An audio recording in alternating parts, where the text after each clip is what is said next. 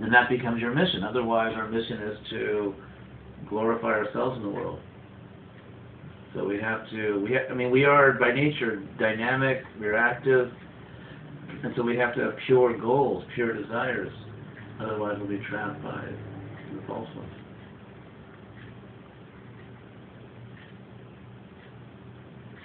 Maharaj, you were saying that when we serve Krishna, we get happiness.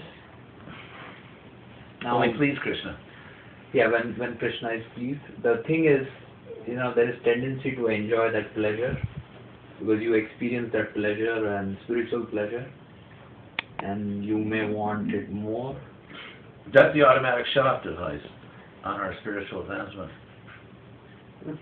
In other words, let's say I have a selfless, lucid moment, like I'm just a servant of Krishna. So I sincerely try to serve Krishna. The result is I become happy because I've watered the root of the tree. I please Krishna, and therefore I'm happy.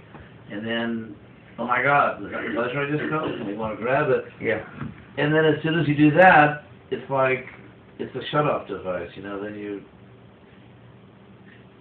it stops our spiritual advancement.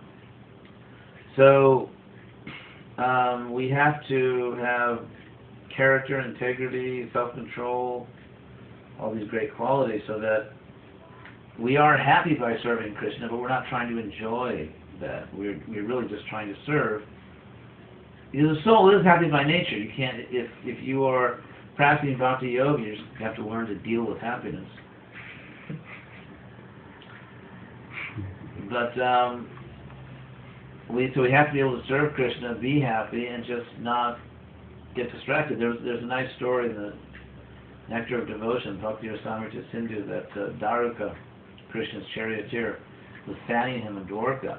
And by fanning Krishna, he felt this overwhelming ecstasy.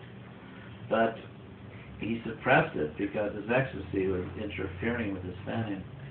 Because his body was becoming so ecstatic, he just pushed it back down because he had to fan Krishna. So,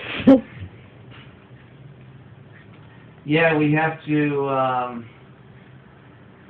and that's a sign of spiritual maturity, because someone who is advancing will feel spiritual happiness. So the question is, can I feel spiritual happiness and not just sort of like take my prize and run? Like anyone in ISKCON, or I guess even out of ISKCON, anyone that's served as a guru, where you initiate disciples, there's a certain, I'd probably say, class of person, a certain kind of person, unfortunately it's not the majority, where they see initiation sort of like as a trophy. Like you graduate, you go through a course, and you get a diploma.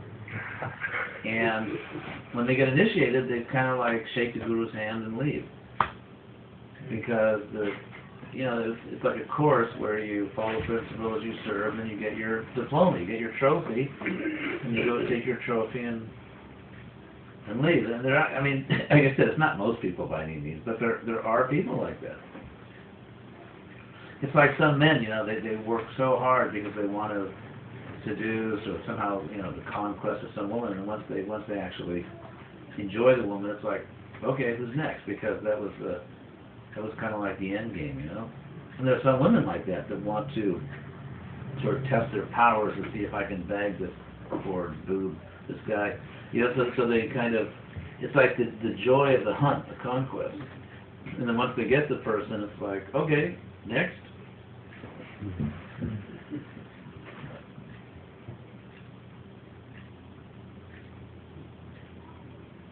Actually, the enjoyment of things like pornography or adultery or something like that, because one point is being made by this doctor, this expert on the subject, is that the man may have the most beautiful, quote-unquote sexy wife in the world, but because it's his wife, he needs something illicit. It's the illicitness, it's the evil, the wrongness of it that excites him. And so that's just the nature of those kinds of gnarly desires.